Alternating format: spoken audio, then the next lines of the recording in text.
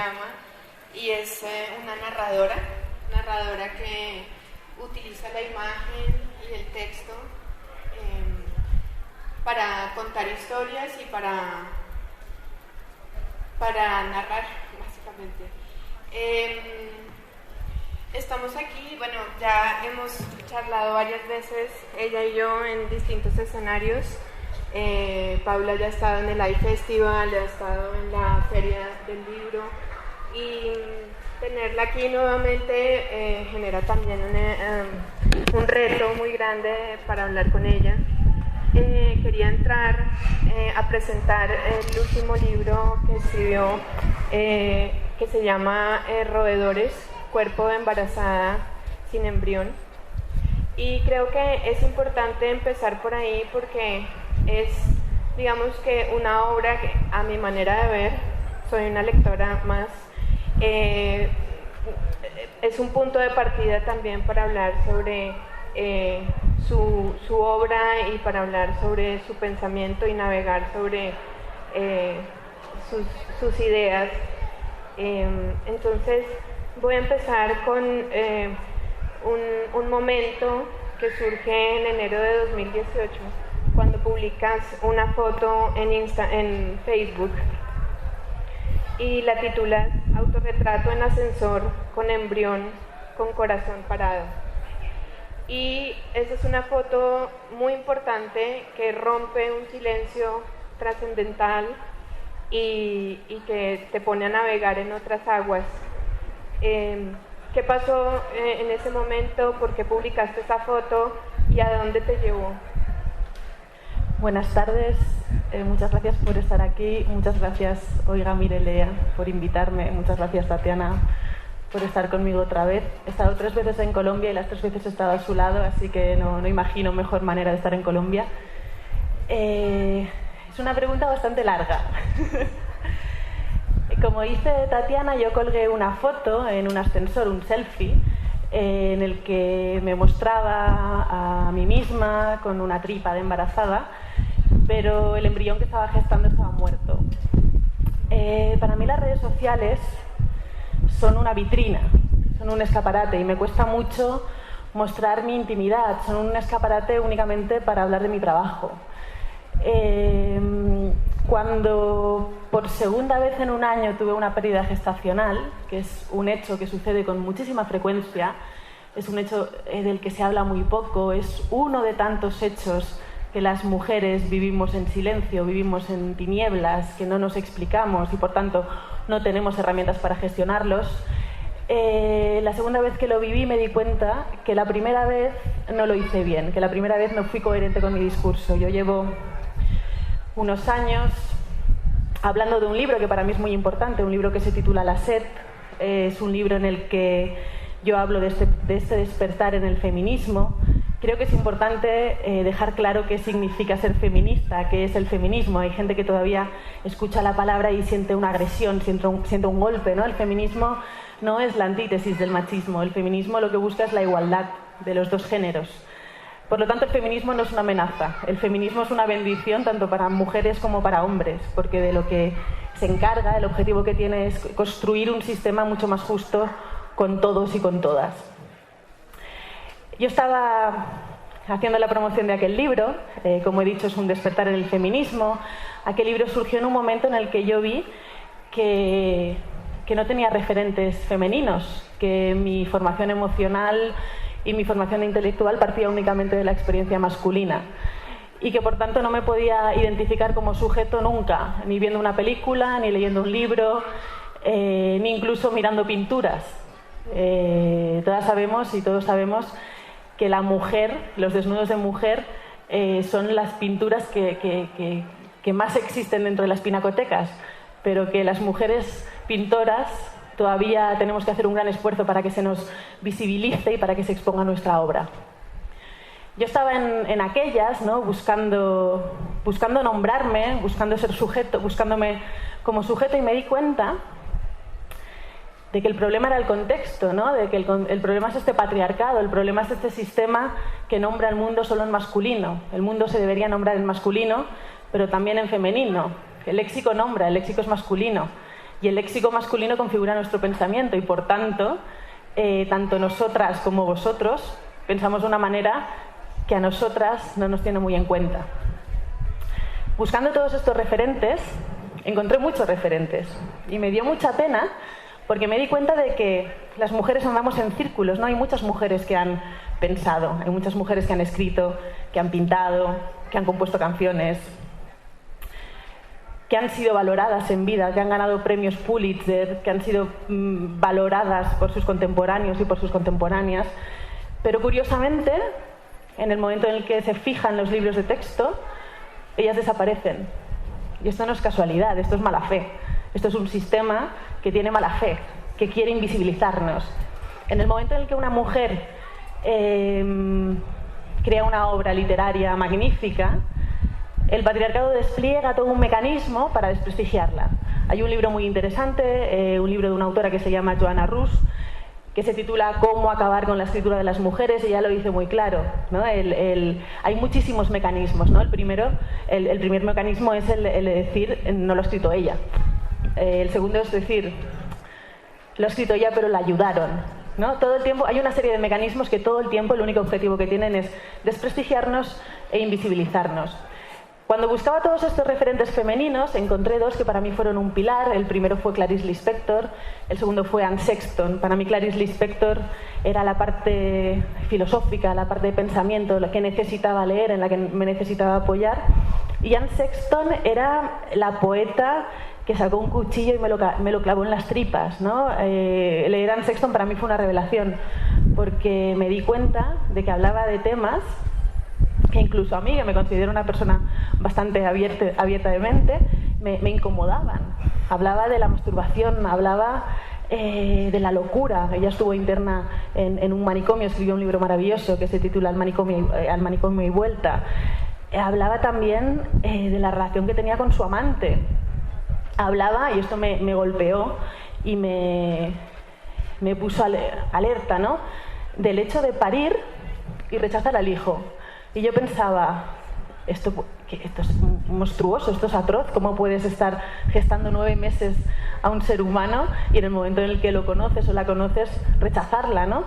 Y para mí fue maravilloso leer aquel poema porque me di cuenta de que eso podía suceder y de que si en algún momento yo era madre y me pasaba, no me sentiría sola, no sentiría que soy un monstruo, ¿no? Entendería que tengo mala suerte, ¿no?, por vivir esto, porque debe ser bastante angustiante, pero que entra dentro de la normalidad.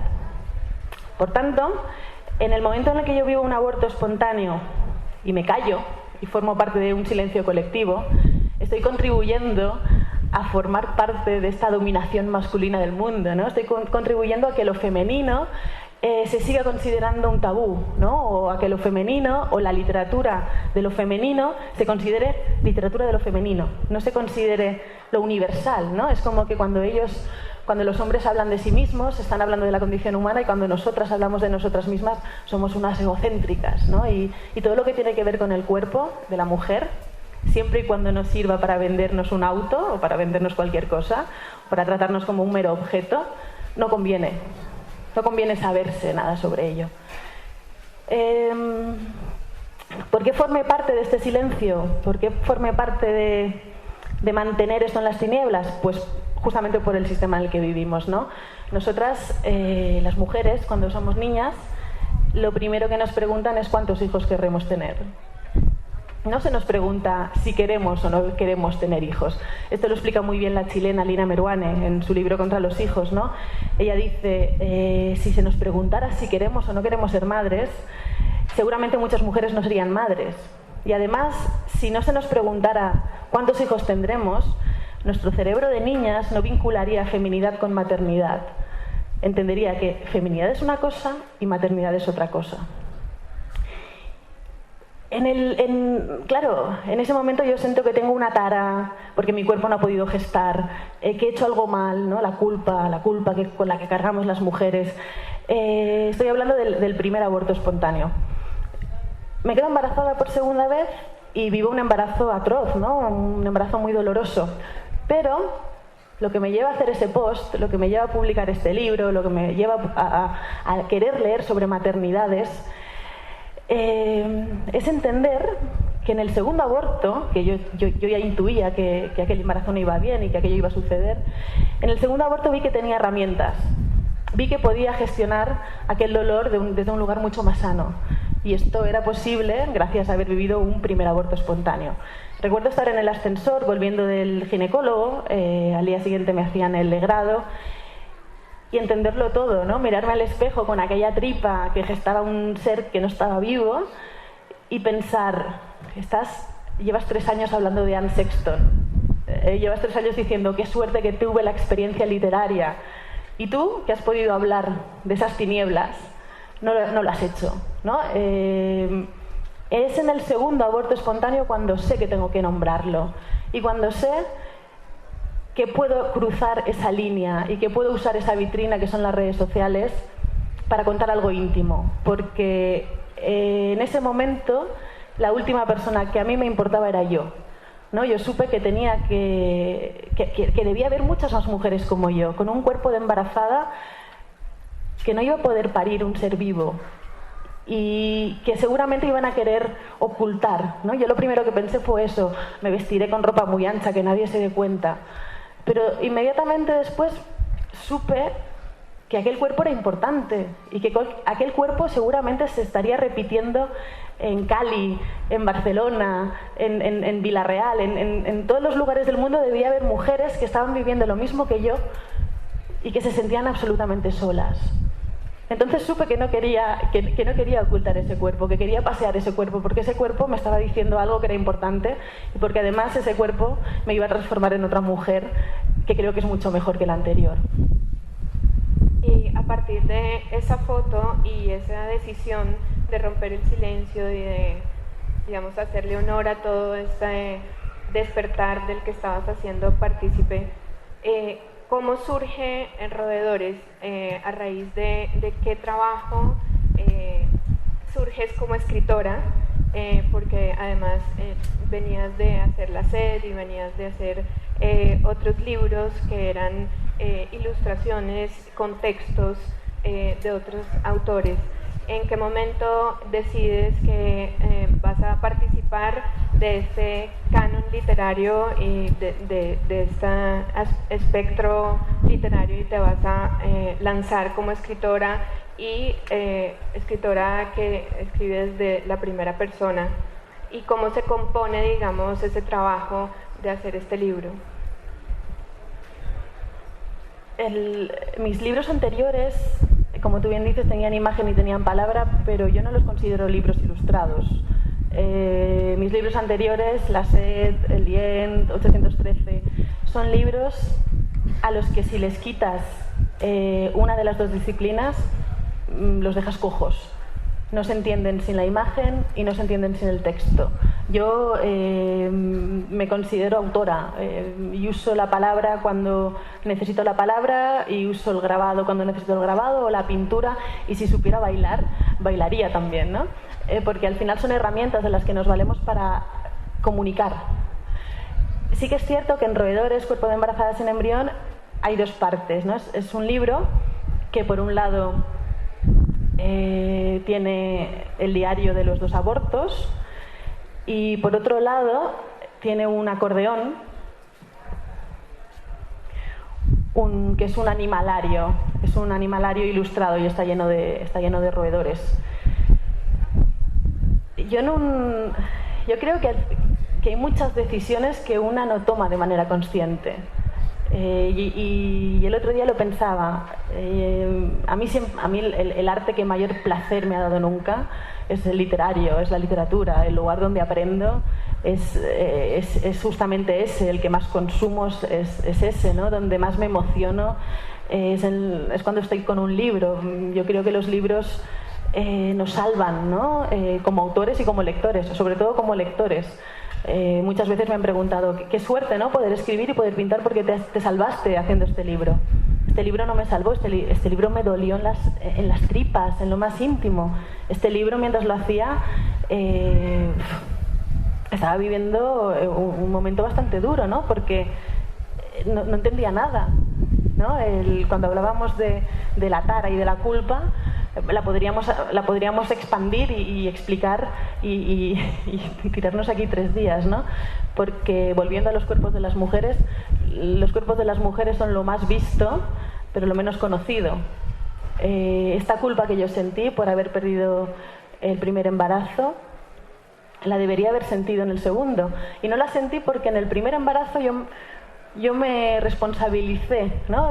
Pensé, seguramente has viajado demasiado, seguramente has pintado y has inhalado guarras, has grabado y has tocado ácidos, no has descansado lo que deberías haber descansado. ¿Qué pasó? Que en el segundo embarazo anulé trabajos, anulé viajes, dejé de pintar y volvió a suceder. O sea, realmente la culpa no era mía. Cuando hablo de los cuerpos de las mujeres y de que los cuerpos de las mujeres son los grandes desconocidos, me voy incluso al campo médico, ¿no? Porque cuando tú sufres un aborto espontáneo, te dicen que es normal. En el día a día nadie habla de abortos espontáneos, pero es algo muy normal. Aquí hay otra paradoja. Cuando sufres un segundo aborto espontáneo, te vuelven a decir que es normal y que no van a hacer nada, que hasta el tercer aborto espontáneo el protocolo no se activa, ¿no? Y hasta el tercer aborto espontáneo el foco no gira hacia el hombre. Y muchas veces, yo no quiero buscar culpables, no se trata de buscar un culpable, pero muchas veces el origen de esta desgracia, si se puede llamar así, no está en el cuerpo de la mujer, está en el cuerpo del hombre, ¿no? Entonces, creo que nos estamos equivocando incluso a nivel médico. A nivel médico solo se estudian ejemplares machos en los laboratorios. Ahora se está empezando a trabajar con ratas femeninas, ¿no? Entonces, y esto me gusta decirlo siempre, ¿hay algún médico en la sala? ¿Hay alguna médica en la sala? Porque es muy curioso, ¿no? Cómo los hombres tenéis muchos más ataques al corazón, pero las mujeres morimos más mujeres de ataques al corazón que hombres. Y esto es porque médicamente todos sabemos cómo un hombre sufre un ataque al corazón, pero la mujer no tiene los mismos síntomas. Entonces muchas mujeres llegan con un dolor de tripa horrible al hospital y mueren de un ataque al corazón. En el caso de roedores, cuerpo de embarazadas sin embrión, mi primera intención era publicar el animalario.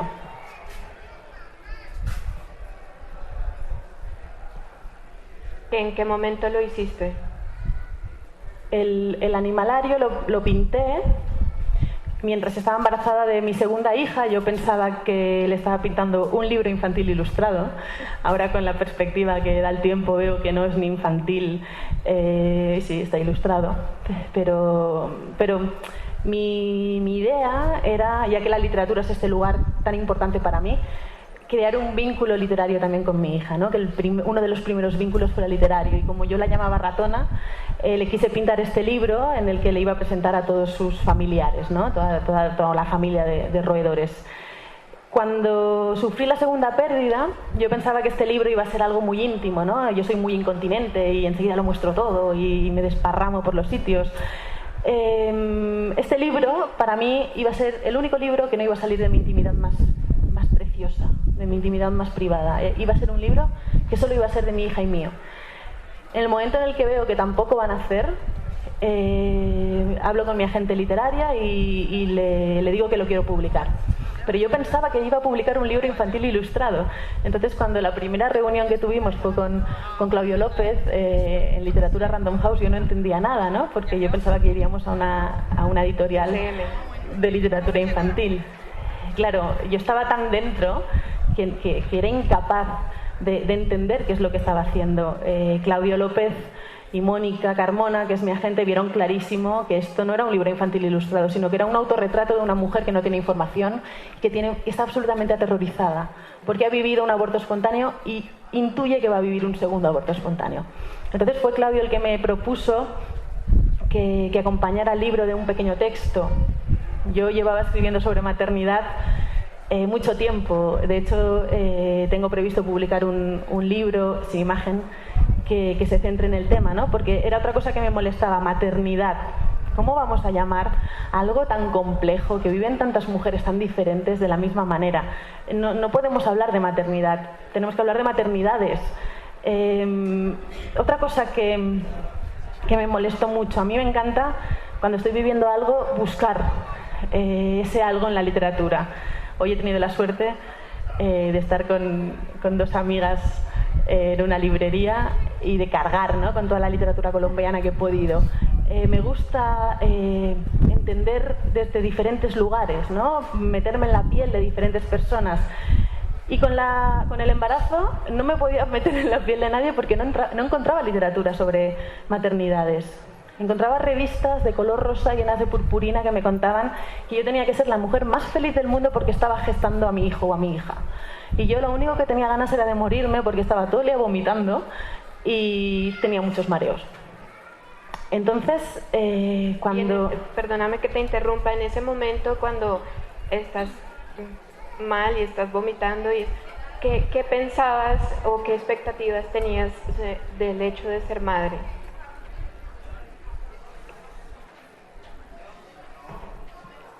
Pues es muy difícil contestar a esta pregunta porque apenas sé qué significa ser madre, porque sé mucho sobre el deseo masculino, sé mucho sobre la guerra, sé mucho sobre los señores y sus amantes, pero no sé nada sobre mi género porque no hay literatura o no se nos ha permitido leer literatura escrita por mujeres, porque lo que hemos escrito nosotras se ha considerado algo de segunda.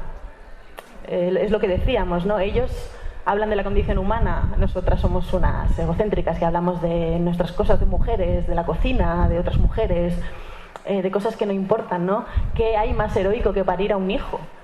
O sea, yo cuando estaba pintando el libro y cuando pensaba en mi futura maternidad, solo me imaginaba un bebé durmiendo a mi lado. No podía proyectar mucho más, ¿no?, porque tampoco sabía qué iba a pasar. También recuerdo amigas que me decían, ¿y si cuando nazca mi bebé no me cae bien?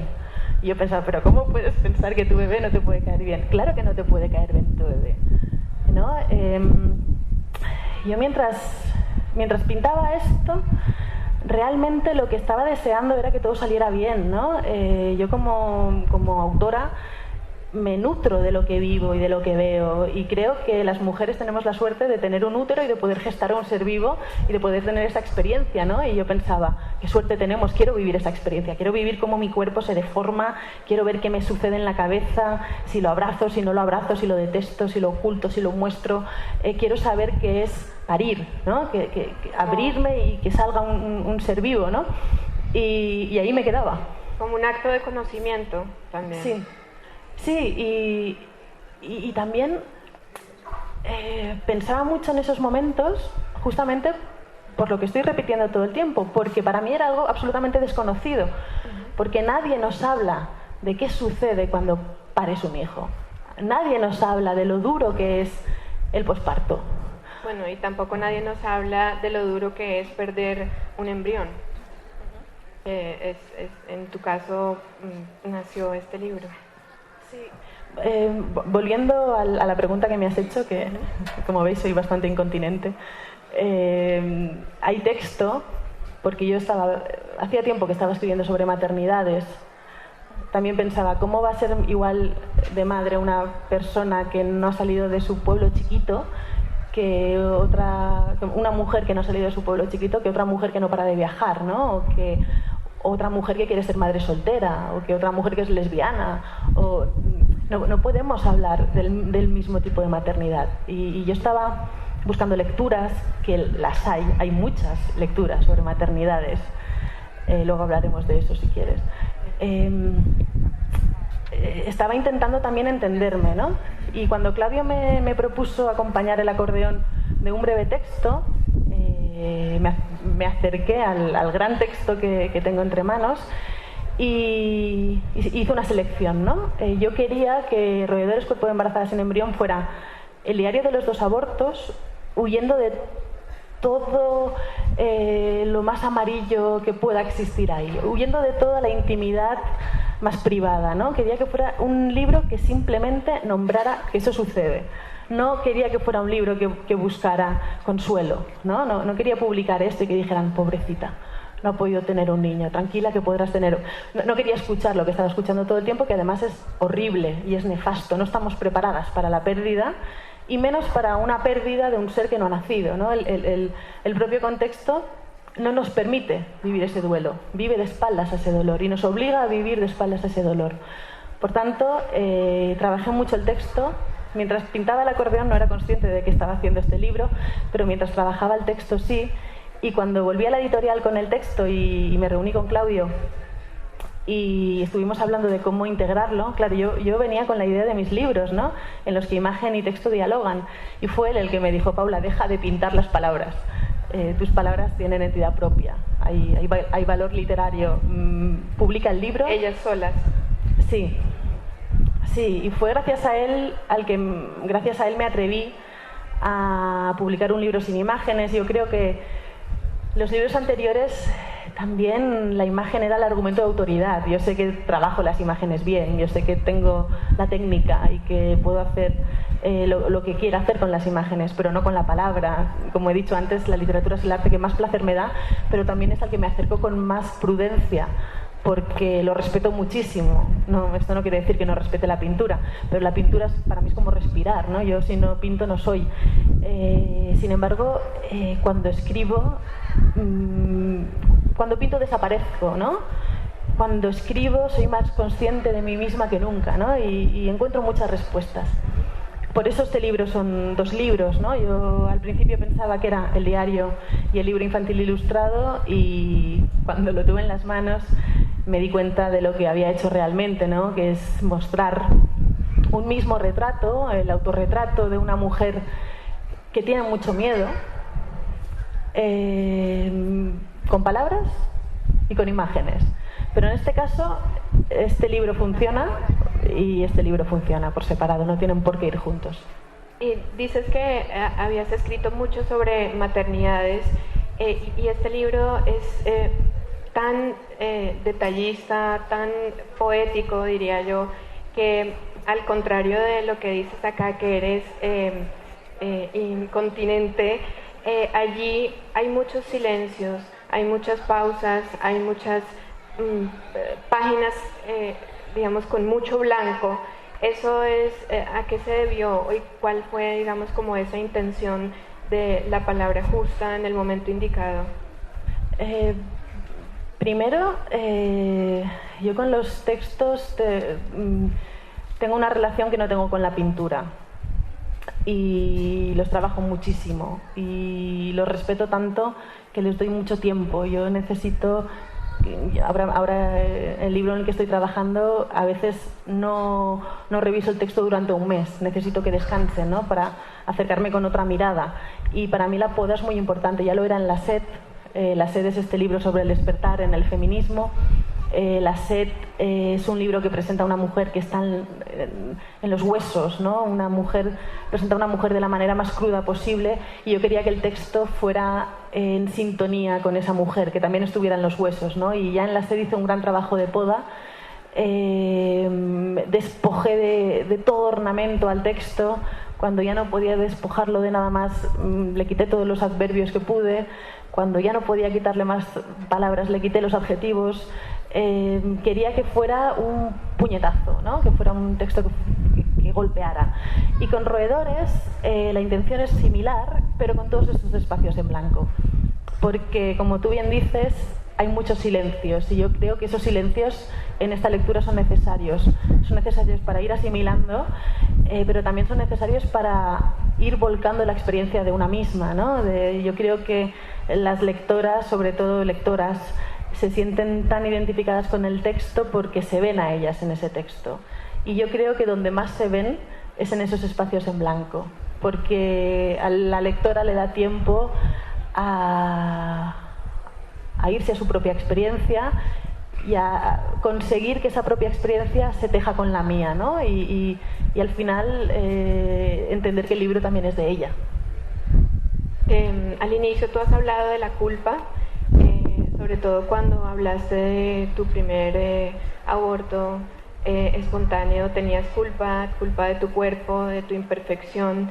Luego pasaste por este proceso tan doloroso que es parir un libro, y me pregunto si tienes alguna elaboración con respecto a la culpa, si ha mermado, si es posible erradicar la culpa que nos ha sentenciado de alguna manera tanto a las mujeres. ha mermado y ha mermado mucho, pero sobre todo porque cada vez yo a mí misma me importo menos y sé que el trabajo que hago lo hago pensando en las niñas que vienen detrás, ¿no? en que realmente ellas puedan habitar un lugar mucho más seguro que el que habitamos nosotras, que puedan sentir más libertad de la que sentimos nosotras, que no se sientan agredidas como nos hemos sentido nosotras, que sepan, como dice la nigeriana Chimamanda Ngozi Adichie, cuestionar el lenguaje, que sepan que el lenguaje es el depositario de todos nuestros prejuicios, sobre todo los prejuicios contra las mujeres, que no se conformen, que si en este auditorio somos más mujeres que hombres, podamos usar el femenino en plural y que vosotros no os sintáis excluidos, porque no os estamos excluyendo, del mismo modo que vosotros no sentís que nos excluís a nosotras cuando habláis en masculino. Así que, volviendo a la culpa lógicamente no es la misma, pero nuestra educación es judeocristiana y nuestro lenguaje es machista. Entonces, nuestro trabajo consiste en una revisión constante y diaria y en una lucha constante y diaria contra esa culpa, de la que yo creo que no nos podremos despojar nunca.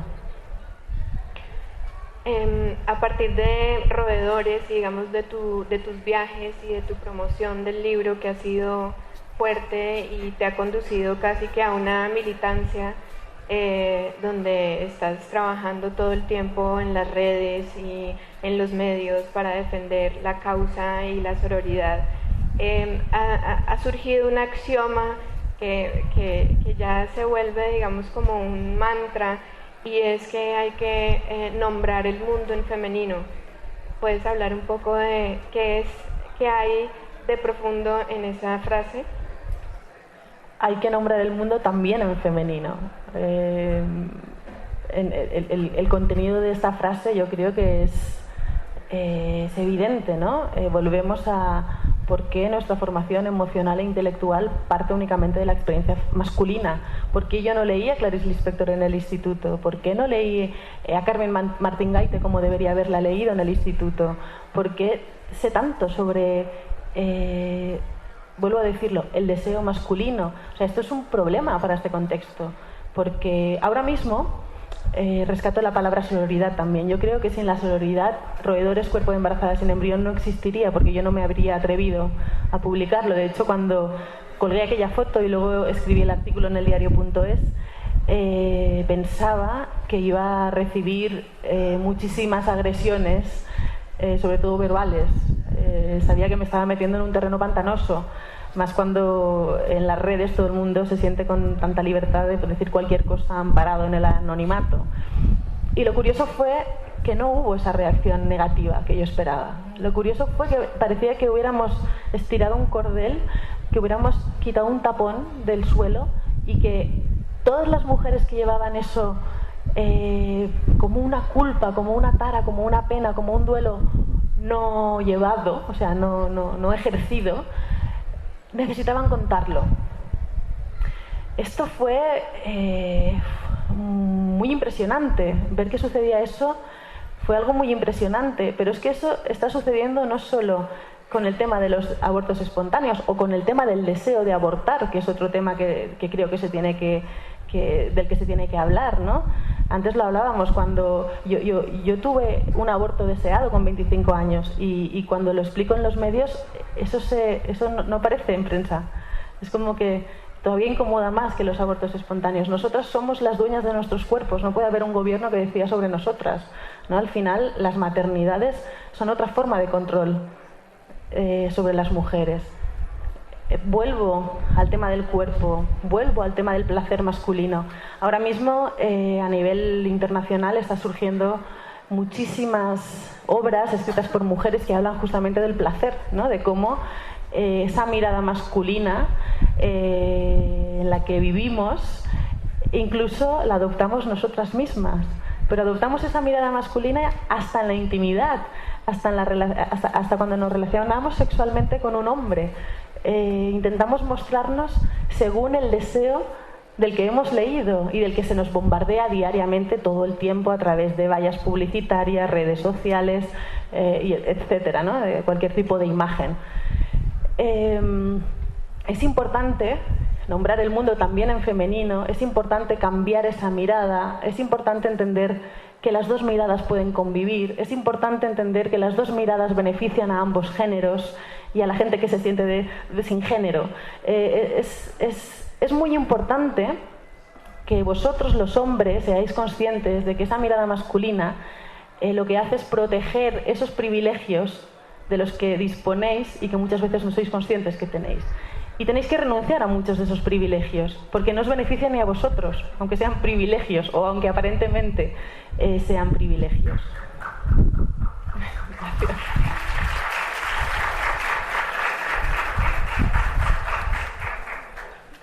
Ahora que mencionas los hombres en tu conversación, ¿has tenido algún tipo de retroalimentación? ¿Has tenido algún tipo de interpretación de lectura masculina de Roedores o de tu obra y cómo ha sido asimilada por ese público? Pues yo soy optimista, porque he de decir que la mayoría de hombres que se han acercado a mi obra lo han hecho desde ese lugar sano del que estoy hablando. Muchos se han acercado para darme las gracias porque han entendido mejor a su pareja, ¿no? Muchas veces, ya os lo he dicho, yo estaba haciendo este libro y no sé qué estaba haciendo y lo publiqué porque soy una suicida, porque otra persona lo habría guardado, lo habría dejado reposar y después se habría enfrentado a él y con un poco más de temple y de calma lo habría publicado. Yo sentía que tenía que publicarlo, pero podría haberme equivocado. Habitualmente los hombres que han leído La Sed, que han leído Roedores, lo han agradecido. También es cierto que hay otros hombres que agreden, ¿no? Que a la mínima te agreden verbalmente. A mí me pasa sobre todo con los artículos. Y esto es un problema también del machismo, ¿no? Es como cuando decimos que hay hombres que se comportan de esta manera, no estamos diciendo que todos los hombres se comportan de esa manera. Cuando hablamos de machismo no estamos diciendo que solo los hombres son machistas, nosotras también somos machistas. Yo soy feminista, pero soy machista, mi pensamiento es machista. Y si ahora vemos con tanta claridad cosas que hace 50 años nos parecían normales y ahora las vemos con la gravedad con la que sucedieron, ¿no? Todos los casos de agresores sexuales, ¿no? O cómo tantos señores con poder aprovecharon su posición de privilegio y se aprovecharon de tantas mujeres jóvenes prometiéndoles ascender laboralmente, por ejemplo. Estoy segura de que de aquí 50 años habrá muchas cosas que ahora pensamos que son normales y no lo son, ¿no? Con esto subrayo que yo soy machista, porque todavía tampoco las veo, ¿no? A mí cuando veo esas agresiones verbales, ¿no? Hace poco publiqué un artículo en el diario.es justamente sobre este tema del deseo, ¿no? Sobre la depilación láser. Hay muchas mujeres que no tienen pelos en sus genitales porque el porno, ¿no? Nos ha educado en que así tiene que ser una mujer para despertar deseo. Hay una autora inglesa que me encanta que se llama Caitlin Moran, que en su libro ¿Cómo ser mujer? No, ahora se me ha ido.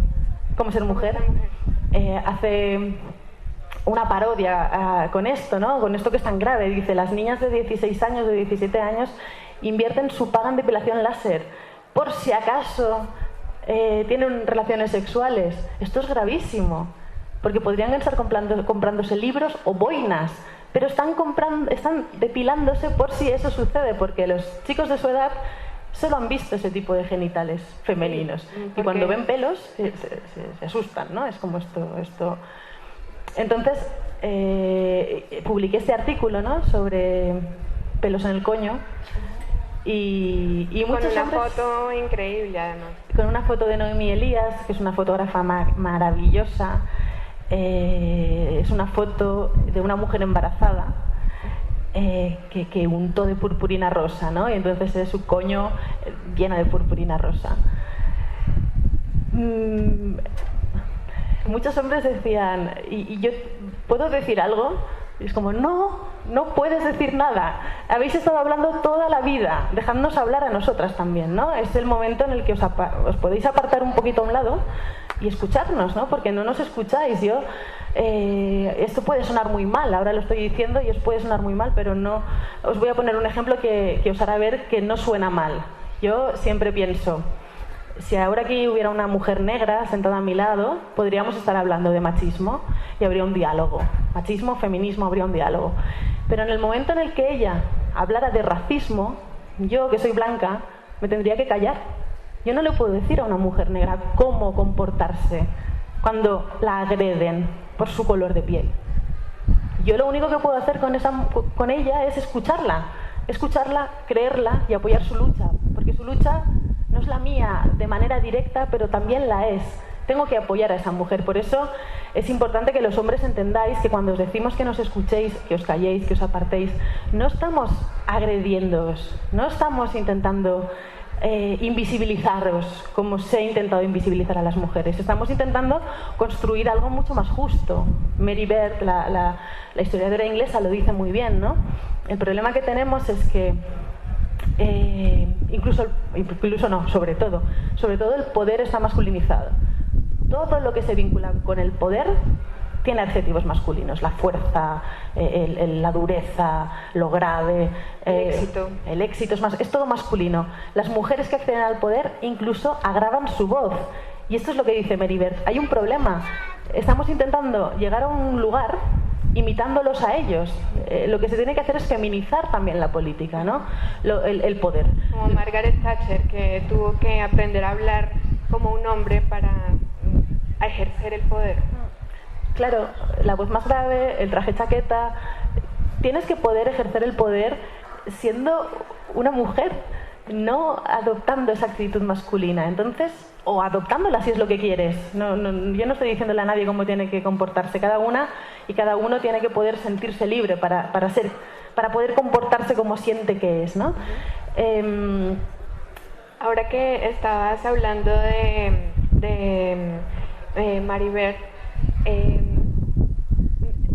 me vino a la mente en una entrevista que leí hace poco. Ella dice que hoy en día ser feminista es muy difícil, y ella ha sido feminista y bueno, fue una de las abanderadas del feminismo en la época de los 60s y 70s. ¿Por qué crees, estás de acuerdo con Mary Beard de que es muy difícil ser feminista hoy en día, y por qué lo dirá ella o por qué lo dices tú? Yo creo que ha sido siempre difícil. Yo creo que de hecho lo difícil es ser mujer. Ser mujer feminista todavía es más difícil porque te estás cuestionando todo el tiempo, ¿no? Tienes que estar todo el tiempo revisándote. Luego también vivimos en un contexto en el que no se nos permite equivocarnos. Yo creo que tenemos que poder equivocarnos. El feminismo ahora mismo está en un momento en el que está tejiendo discursos, y los discursos se tejen cuando se habla. Yo creo que uno de los mayores logros que siento que he conseguido es haber perdido el miedo a equivocarme. Yo sé que voy a equivocarme, porque, como decíamos, ¿cómo se narra un sujeto que nunca se ha narrado? Pues empezando a narrarse, y seguramente empezando a narrarse y equivocándose todo el tiempo, pero por eso estamos aquí, para poder dialogar, ¿no? Para yo expresar mi opinión, tú expresar la tuya, y yo pensar que pues seguramente me estaba equivocando en algo que yo pensaba que ya era absolutamente firme, ¿no? Tenemos que podernos permitir emitir sentencias y luego desdecirnos de ellas, porque también lo hablábamos antes esto, ¿no? Yo no soy la misma de hace un año cuando se publicó Roedores. Yo hace un año pensaba que qué miedo, ¿no? Qué miedo ir a defender este libro por el mundo cuando no tenía una bibliografía en la que ampararme. Cuando publiqué La Sed, Anne Sexton, Clarice Lispector, María Luisa Bombal, Teresa Willis-Mont,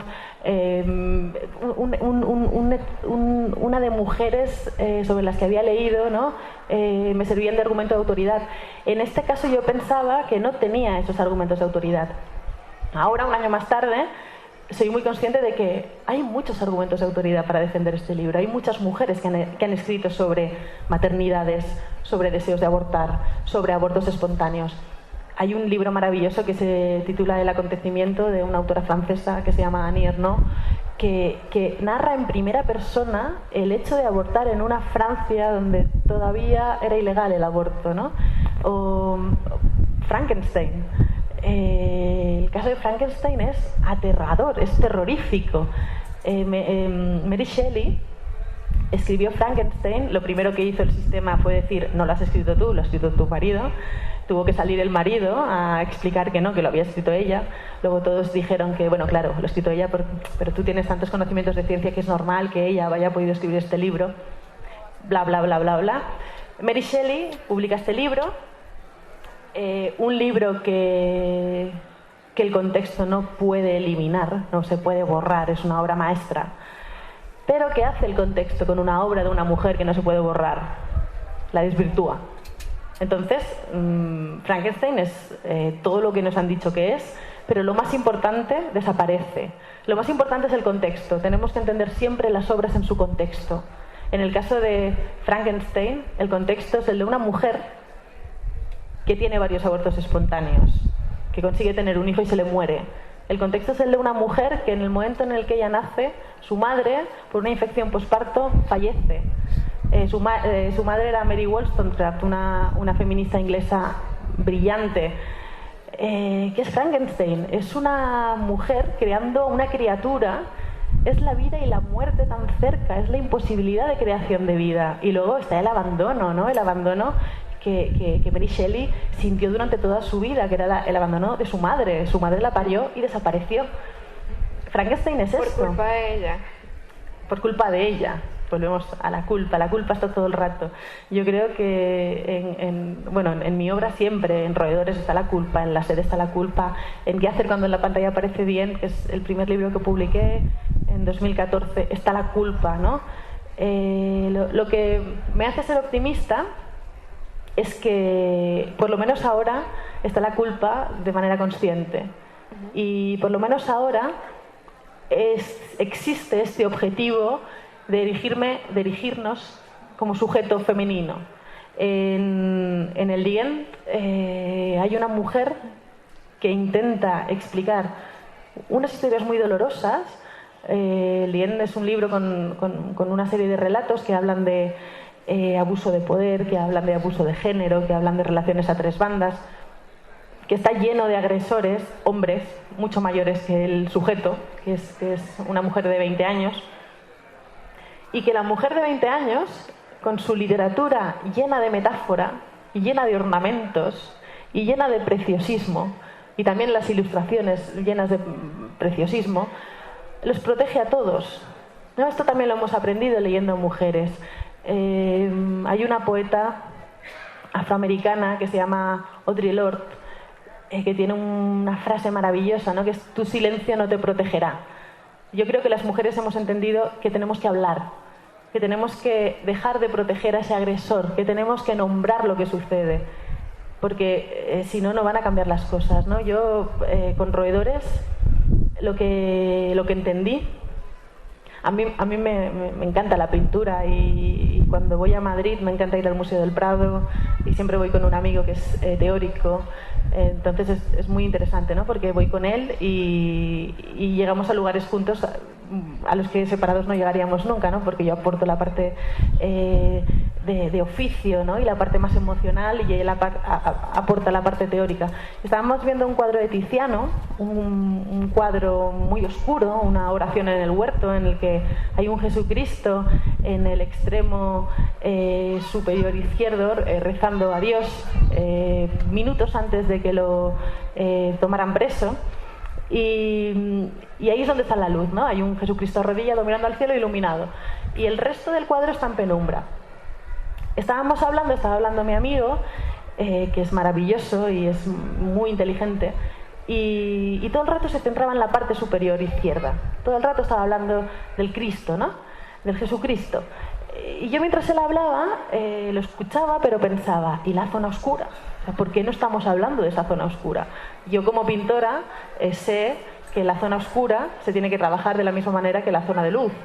La zona oscura no se resuelve con dos brochazos negros. En la zona oscura suceden cosas. Hay una intención plástica, hay unos brochazos, hay unas veladuras, hay todo un universo pictórico. Y en este caso, además, para la narración era importante saber lo que sucedía, porque había unos perros y unos romanos que iban a tomarlo preso, ¿no?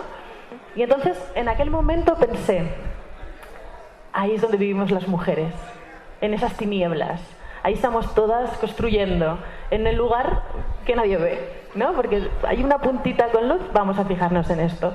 Y yo pensaba que había tenido una revelación y quería escribir sobre esto, pero cuando viví el segundo aborto espontáneo pensé, es mentira, si hubiéramos estado todas en las tinieblas, ya no estaríamos en las tinieblas, porque habríamos construido juntas y habríamos salido ya de esa oscuridad.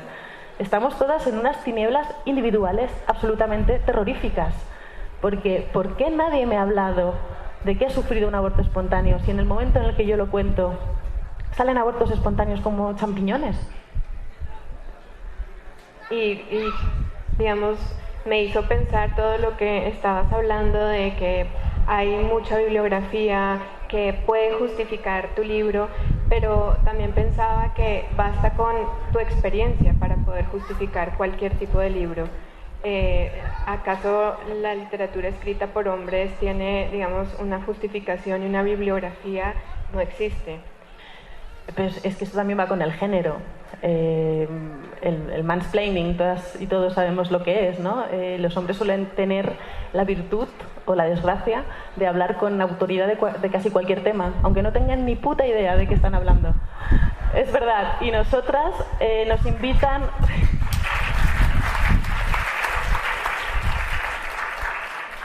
Y a nosotras nos invitan a hablar sobre algo, y si no hemos estudiado mucho ese algo, no vamos a ir a hablar de ese algo, ¿no? Bueno, estamos en un festival literario, así que puedo nombrar libros todo el tiempo.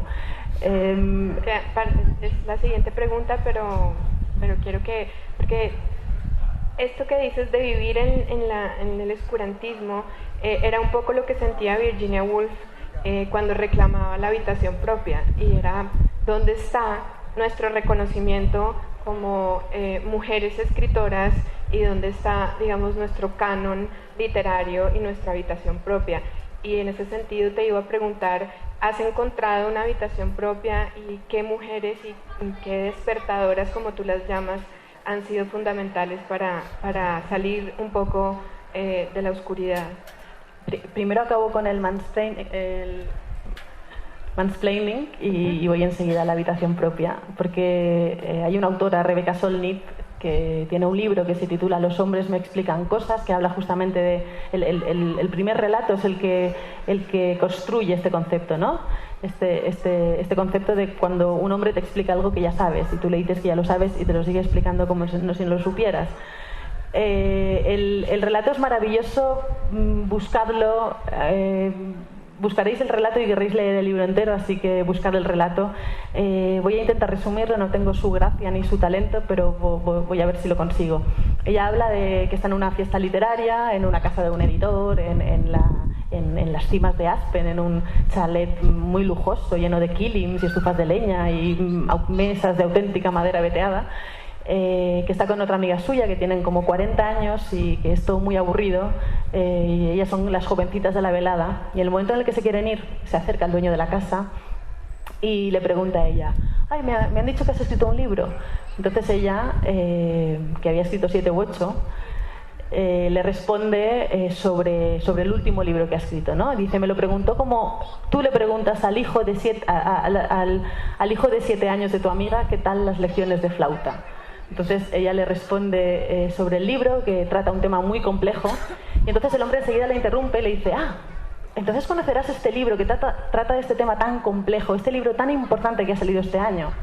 Y ella dice: yo estaba tan inmersa en mi papel de ingenua, en el papel de ingenua que se me había asignado, que pensé que era muy posible que el mismo año que yo publicaba este libro de este tema tan concreto, se había publicado otro libro del mismo tema tan concreto y yo no me había enterado, ¿no? Entonces tuvo que ser la amiga la que le dijo al señor: estás hablando de su libro. Se lo tuvo que decir 3 veces. Y resulta que este señor no había ni leído el libro, había leído una reseña en un periódico. Entonces estaba hablando con mucha más autoridad un señor sobre un libro que no había leído que la propia autora. Estas cosas suceden con muchísima frecuencia y Rebecca Solnit lo explica muy bien, ¿no? Dice: pasan tantas veces y son tan difíciles de señalar que cuando suceden son tan evidentes como una mierda de elefante en una alfombra, ¿no? Y entonces tenemos que aprovechar que la mierda está encima de la alfombra para señalarla. Rebecca Solnit podría ser, de hecho, una de estas despertadoras. El término despertadoras se lo he robado a otra despertadora, a Kate Bollick. Kate Bollick es una autora norteamericana que publicó en el año 2015 un libro maravilloso que se titula Solterona, en el que ella habla de todas estas mujeres escritoras y además teje muy bien, porque es su autobiografía siendo interrumpida por la biografía de todas estas mujeres, ¿no? Entonces ella habla de cómo estas mujeres la despertaron en esta necesidad de ser sujeto, ¿no? y de ser sujeto de la narración y además de narrar desde donde a ella le apeteciera narrar. Fijaos que el título del libro es Solterona. No sé aquí en Colombia, pero en España solterona tiene una connotación muy negativa, ¿no? Un solterón... Acá también. Acá también, ¿no? Es como cuando tienes 30 años y no te has casado, te dicen que... En España nos dicen que nos quedaremos para vestir santos. Aquí dice que te dejó el tren. Te dejó el tren. Que pasen todos los trenes, ¿no? Pues...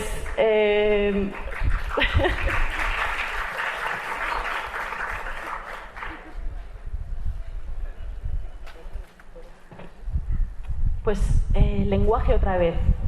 Es importantísimo ser conscientes de cómo la misma palabra en masculino es maravillosa, está llena de connotaciones positivas, y la misma palabra en femenino está llena de connotaciones atroces, muy negativas, ¿no? Kate Bollick coge la palabra solterona y la sacude y se autodesigna solterona, y entonces intenta que esa palabra contenga todo lo bueno de ser una mujer soltera, ¿no? Es importante ser conscientes de estas cosas. Yo creo que Kate Bollick solo con el título ya nos está dando todas las pistas del mundo de aquello que vamos a encontrarnos, ¿no? Y está haciendo bandera de algo que es muy importante. Yo últimamente leo muchísimas mujeres. Estoy enamoradísima de muchas de ellas. De hecho, empecé a colgar a las despertadoras en una pared de mi casa y cada vez hay más mujeres velando en un espacio que yo habito. Siri Hasbeth para mí es muy importante, con su mujer temblorosa, con su mujer que mira a los hombres que miran a las mujeres. En la mujer temblorosa realmente yo me encontré un gran alivio, ¿no? Y muchas respuestas. Hay un capítulo de La Sed que se titula Histeria significa útero, justamente porque se lo robé a ella de La mujer temblorosa, ¿no? Deborah Levy me tiene enamoradísima. Es una autora que está publicando su autobiografía a tiempo real. La publica Penguin Random House y sus novelas las publica Anagrama. Leche caliente es una novela maravillosa también. Agatha Christoph, que no la conocía y me ha reventado la cabeza. Clausi Lucas y La analfabeta. La analfabeta, su autobiografía, es una autobiografía de, 80 páginas. Es brevísima y cuando la acabas quieres leer todo lo de Agatha Christoph. En España están apareciendo muchas mujeres muy potentes. Luna Miguel es una poeta que no tiene ni 30 años y también golpea con las palabras de una manera brutal. Nuria Lavari. A mí hay muchas autoras. Nuria Lavari, por ejemplo, acaba de publicar un libro que se titula La mejor madre del mundo.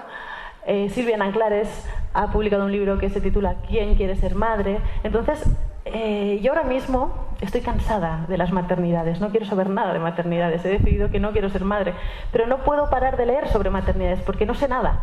Entonces, también he de decir que gracias a esos libros he decidido no ser madre. Yo no quiero ser la mujer que se obsesiona por la maternidad y que piensa que todo vale para ser madre, porque ser madre no es un derecho, ser madre es un deseo. Y si pensamos que ser madre es un derecho, se cometen las atrocidades que se están cometiendo ahora mismo con el tema, por ejemplo, de los vientres de alquiler.